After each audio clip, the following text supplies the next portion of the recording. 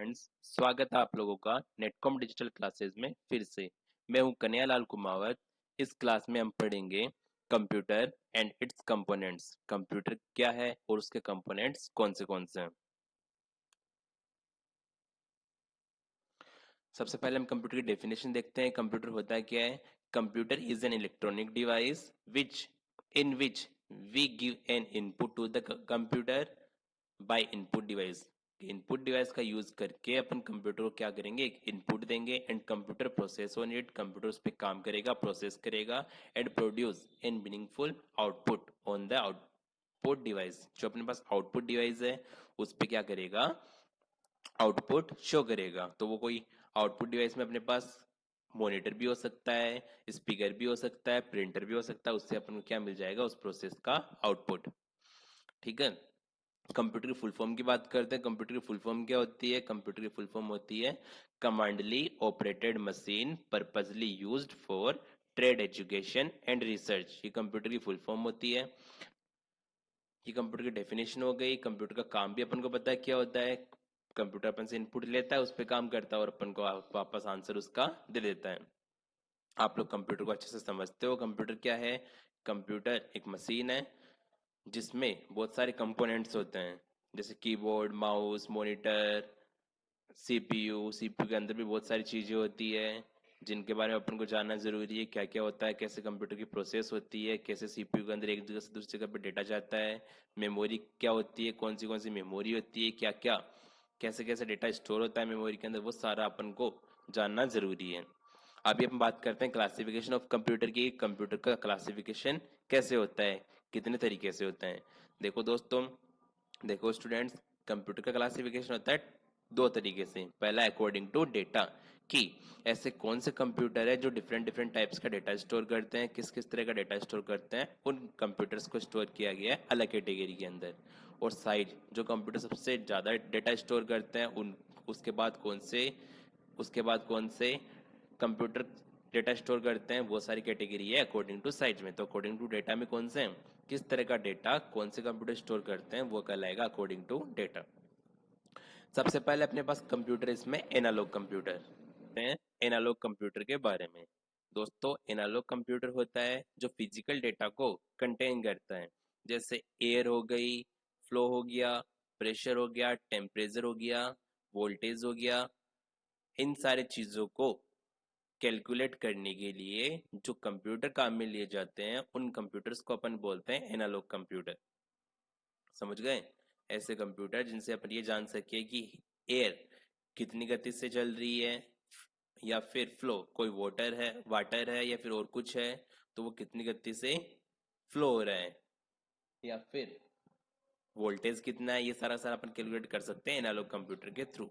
Digital computer होते हैं वो सारे के सारे लॉजिकल ऑपरेशंस और मैथमेटिकल ऑपरेशंस परफॉर्म करते हैं। डिजिटल कंप्यूटर अपने वाले कंप्यूटर होते हैं। इनमें अपन क्या करते हैं, मैथमेटिकली कोई भी काम कर सकते हैं या फिर लॉजिकली डिसीजन ले सकता है यूजर अपनी तरफ से कि कब कब कौन सा काम कैसे करना है मेरे को। वो सारा अपन डिजिटल कंप्यूटर में कर सकते हैं। तो एनालॉग हो गया, इसके बारे में आपको पता चल गया। डिजिटल कंप्यूटर जो अपन यूज करते हैं वो सारे डिजिटल कंप्यूटर है। डिजिटल कंप्यूटर का काम होता है मैथमेटिकल और लॉजिकल डेटा पर काम करना। अब तीसरा कंप्यूटर है अपने पास इस कैटेगरी में, हाइब्रिड कंप्यूटर। दोस्तों, ऐसे कंप्यूटर जिनमें अपन एनालॉग कंप्यूटर वाला काम भी कर ले और डिजिटल कंप्यूटर वाला काम भी कर ले, वो कौन से कंप्यूटर कहलाएंगे, हाइब्रिड कंप्यूटर। अंडरस्टैंड। अब अपन बात करते हैं अकॉर्डिंग टू साइज, कौन से कंप्यूटर की साइज सबसे ज्यादा होती है। साइज का मतलब यहाँ पे दिखने में साइज नहीं है ओनली, यहाँ पे स्टोरेज की बात हो रही है कि कौन से कंप्यूटर है जिनमें सबसे ज्यादा डेटा स्टोर कर सकते हैं अपन। तो सबसे ज्यादा डेटा स्टोर किसमें कर सकते हैं, सुपर कंप्यूटर में। सुपर कंप्यूटर होता है उसमें अपन सबसे ज्यादा डेटा स्टोर कर सकते हैं। और उसकी फास्ट स्पीड, उसकी स्पीड इतनी फास्ट होती है पूछो मत। क्यों, क्योंकि उसमें बहुत सारे प्रोसेसर एक साथ में काम करते हैं। जो अपने पास कंप्यूटर होते हैं उनमें एक ही प्रोसेसर होता है, लेकिन जो सुपर कंप्यूटर होता है उसमें बहुत सारे प्रोसेसर्स होते हैं जिनसे उसकी प्रोसेसिंग स्पीड फास्ट हो जाती है और डेटा को बहुत इजीली क्या कर लेता है, स्टोर कर लेता है अपने अंदर। इसमें जो मेमोरी होती है वो भी बहुत ज्यादा होती है। अपने पास जो अपने कंप्यूटर में जो मेमोरी होती है वो किस में होती है, मेगाबाइट, एमबी में, जीबी में, गीगाबाइट में और टेराबाइट में, टीबी में, बस। लेकिन इसमें टीबी में भी होती है, उससे ज़्यादा भी होती है, लेकिन उससे कम इसमें होती नहीं है। क्यों? क्योंकि ये कंप्यूटर इतने कॉस्टली होते हैं, इनमें छोटी साइज यूज ही नहीं कर सकते अपन, इनकी स्टार्टिंग ही टेराबाइट से होती है। समझ गए? उसके बाद मेन फ्रेम कंप्यूटर होते हैं। मेन फ्रेम कंप्यूटर में अपन इससे कम ज़्यादा डेटा को स्टोर कर सकते हैं, इनसे थोड़े सस्ते भी होते हैं। उसके बाद मिनी कंप्यूटर आता है, मिनी कंप्यूटर के बाद माइक्रो कंप्यूटर आता है, माइक्रो कंप्यूटर के बाद में लैपटॉप्स आते हैं। तो ये सारे कंप्यूटर्स हैं जिनमें अपन डेटा को स्टोर कर सकते हैं। सुपर कंप्यूटर में सबसे ज्यादा, मेन फ्रेम में उससे कम, मिनी में उससे कम, माइक्रो में उससे कम, लैपटॉप में सबसे कम। ठीक है, तो ये बात हो गई अपने पास कंप्यूटर्स की। कितने तरह के अपने पास कंप्यूटर्स है, ये सारे कंप्यूटर्स है अपने पास जिन पे अपन वर्क कर सकते हैं। अब हम बात करते हैं कंपोनेंट अब हम बात करते हैं कंपोनेंट्स ऑफ द कंप्यूटर, कि जो अपना कंप्यूटर है उसमें कौन से कंपोनेंट्स होते हैं, कौन से कंपोनेंट्स से मिलकर कंप्यूटर बना हुआ रहता है। तो मैंने यहाँ पे लिखा है basically computer is created using two components. दो तरीके के कंपोनेंट से मिलकर कंप्यूटर बनता है, हार्डवेयर और सॉफ्टवेयर। अब हार्डवेयर क्या होता है उसके बारे में जानते हैं। Hardware is that part of computer whom we can touch and feel. Computer का वह पार्ट जिसको हम टच कर सकते हैं और फील कर सकते हैं, क्या कहलाता है? हार्डवेयर कहलाता है। कंप्यूटर में, इन computer 4 types of hardware. Computer के अंदर 4 कैटेगरी के, 4 टाइप्स के क्या होते हैं? हार्डवेयर होते हैं। सबसे पहले इनपुट डिवाइस। इनपुट डिवाइस कौन सी होती है? वो सारे सारे हार्डवेयर होते हैं। आउटपुट डिवाइस, सारी की सारी आउटपुट डिवाइस क्या होती है? हार्डवेयर होती है। मेमोरी, जितनी भी तरह की मेमोरी यूज करते हैं अपन कंप्यूटर में, वो सारी की सारी क्या होती है? हार्डवेयर। उनको अपन निकाल सकते हैं, चेंज कर सकते हैं। ठीक है। CPU and processing device. CPU CPU भी क्या है? एक हार्डवेयर है, और उसके अंदर जितनी भी प्रोसेसिंग के लिए यूनिट्स काम में ली जाती है, डिवाइस काम में ली जाती है, वो भी सारी की सारी क्या है? हार्डवेयर है। चलो इनके बारे में जानते हैं अच्छे से, कौन सा क्या है। इनपुट डिवाइस की अपन बात करें तो इनपुट डिवाइस का मतलब हो गया कंप्यूटर की वो डिवाइस जिनसे अपन कंप्यूटर को इनपुट देते हैं, क्या कहलाती है?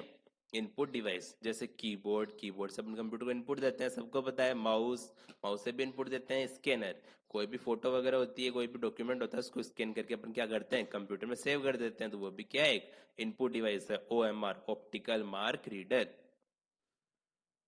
ओएमआर शीट पे अपन मल्टीपल चॉइस क्वेश्चंस को जैसे टिक करते हैं अपने पेन से या फिर पेंसिल से, उन टिक्स को जिस मशीन के द्वारा रीड किया जाता है, जिस डिवाइस के द्वारा रीड किया जाता है, उस रीड मशीन को क्या बोलते हैं? OMR, optical mark reader. ऐसे होता है MICR, magnetic ink character reader. जो चेक्स होते हैं उन पे इंक से कुछ लिखा हुआ रहता है डिजिटल राइटिंग में, उसको स्कैन किससे किया जाता है? एमआईसीआर से, मैग्नेटिक इंक कैरेक्टर रीडर। की कौन सी बैंक का है, कहाँ से इशू हुआ है, वो सारी सारी डिटेल्स किसमें होती है? उस राइटिंग में लिखी हुई रहती है जो चेक के ऊपर होती है। ठीक है। बायोमेट्रिक मशीन, बायोमेट्रिक से भी अपन क्या करते हैं? फिंगरप्रिंट लगाते हैं, वो भी क्या है? एक इनपुट डिवाइस है। ठीक है। ऐसे आउटपुट डिवाइस की मैं बात करूँ तो मॉनिटर, प्रिंटर, स्पीकर, ये सारे के सारे क्या होते हैं? Output device. मॉनिटर अपने पास सीआरटी मॉनिटर होता है, कैथोड रे ट्यूब। और क्या होता है? एलईडी होती है, एलसीडी होती है, वो सारे सारे क्या होते हैं? मॉनिटर।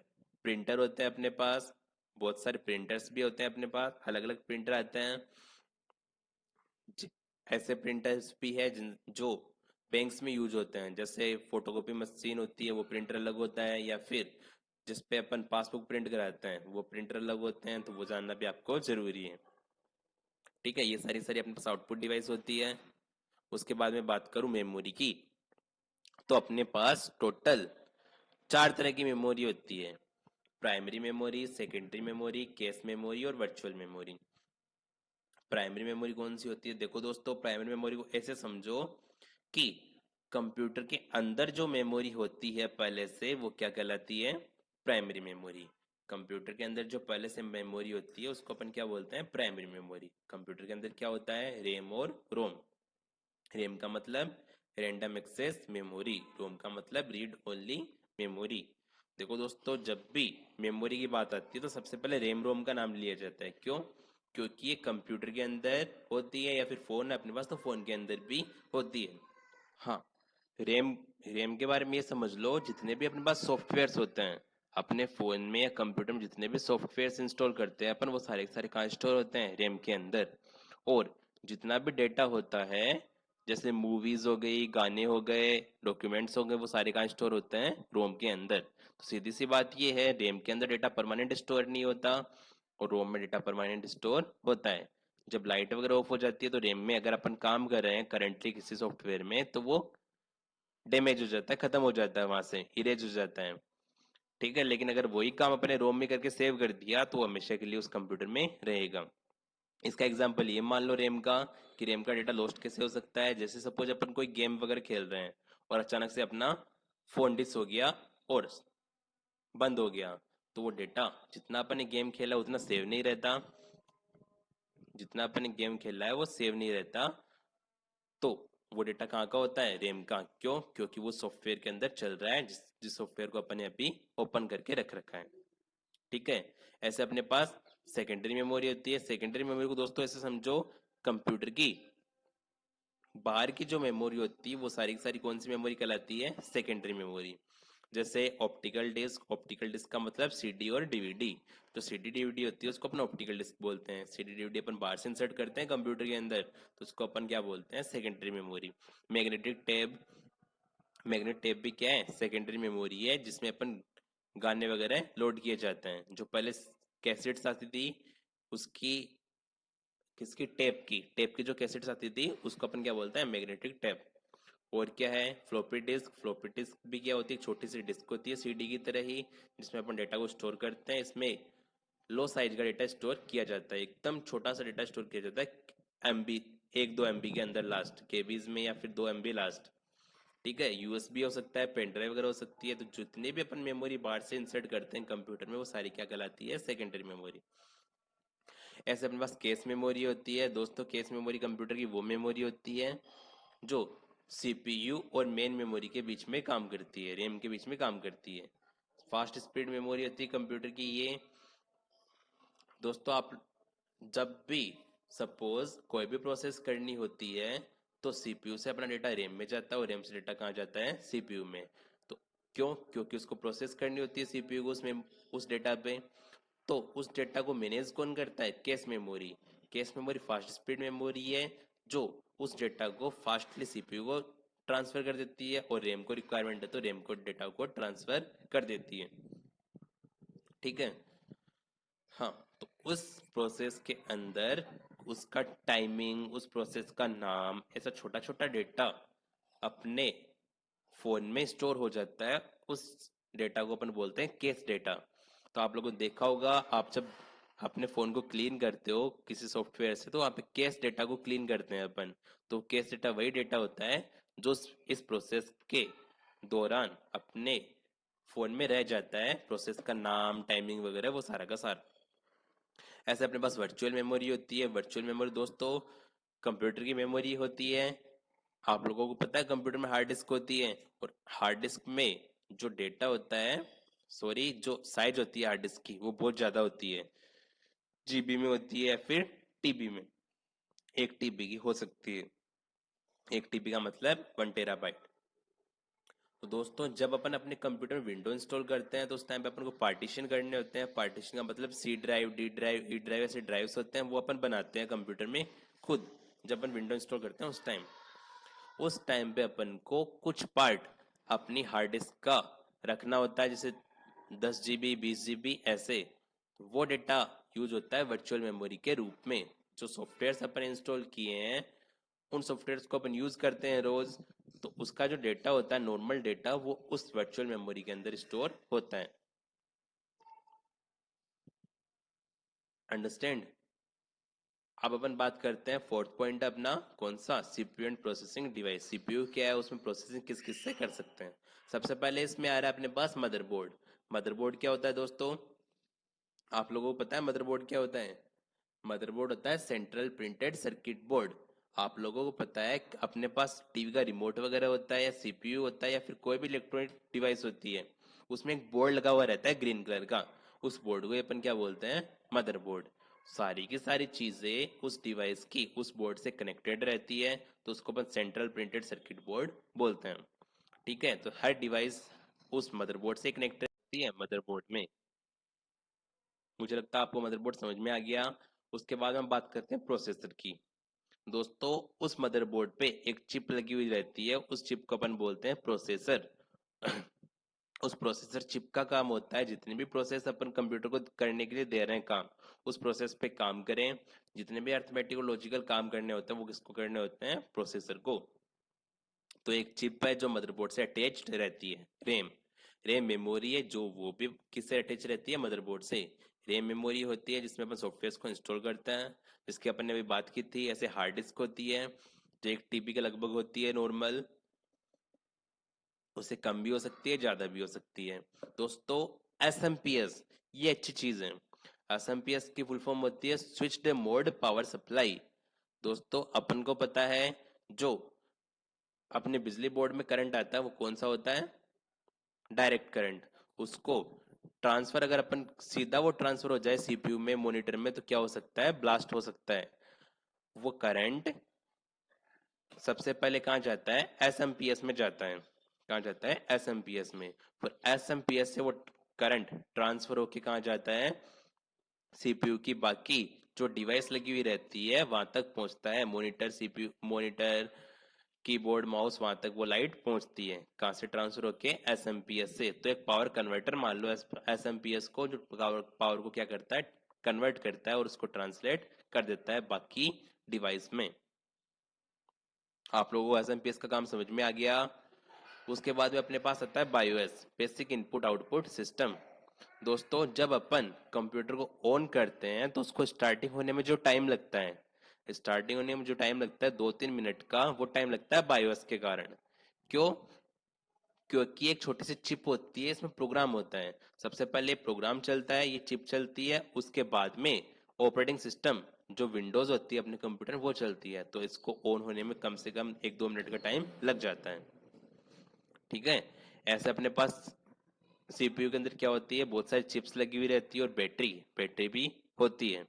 सीमोस बैटरी जिसको बोलते हैं, जिसके होने से अपने कंप्यूटर में टाइम हमेशा करेक्ट रहता है। अगर अपने कंप्यूटर की सीमोस बैटरी खराब हो गई तो वो टाइम अपडेट नहीं रहेगा। जो लास्ट टाइम अपने कंप्यूटर कंप्यूटर को बंद किया था वहीं पे वो टाइम रुक जाएगा। जब अपन कंप्यूटर को दोबारा से ऑन करेंगे तो अपन को वापस से टाइम सेटिंग करनी पड़ेगी। दोस्तों अपन ने हार्डवेयर के बारे में जान लिया है, अब जानते हैं अपन सॉफ्टवेयर के बारे में। सॉफ्टवेयर क्या होता है? सॉफ्टवेयर कंप्यूटर का वो पार्ट होता है जिसको अपन टच नहीं कर सकते, फील नहीं कर सकते, बट सॉफ्टवेयर बट सॉफ्टवेयर की हेल्प से क्या होता है? हार्डवेयर चलते हैं और हार्डवेयर की हेल्प से सॉफ्टवेयर चलते हैं, जिससे अपन कंप्यूटर पे काम कर सकते हैं। ठीक है। टाइप्स ऑफ सॉफ्टवेयर की बात अपन करें तो उसमें 2 तरह के सॉफ्टवेयर होते हैं, सिस्टम सॉफ्टवेयर और application software. System software computer के वो पार्ट होते हैं, वो सॉफ्टवेयर होते हैं जिनसे अपना कंप्यूटर चलता है। सपोज ऐसे सॉफ्टवेयर जो अपने कंप्यूटर को चलाने में हेल्प करे, सारे के सारे कौन से सॉफ्टवेयर कहलाएंगे? System software. एप्लीकेशन सॉफ्टवेयर वो होंगे जिन पे यूजर काम करते हैं, हम काम करते हैं। गेम्स हो गए, कोई भी सॉफ्टवेयर हो गया, एमएस वर्ड हो गया, पावर पॉइंट हो गया, एमएस पेंट हो गया, ये सारे सारे टाइपिंग मास्टर वाला सॉफ्टवेयर हो गया, ये सारे सारे सॉफ्टवेयर कौन से कहलाएंगे? Application software. क्यों? क्योंकि इन पे यूजर वर्क करता है। दोस्तों मुझे लगता है कि आप लोगों को कंप्यूटर एंड कंप्यूटर के कंपोनेंट्स अच्छे से समझ में आ गए हैं।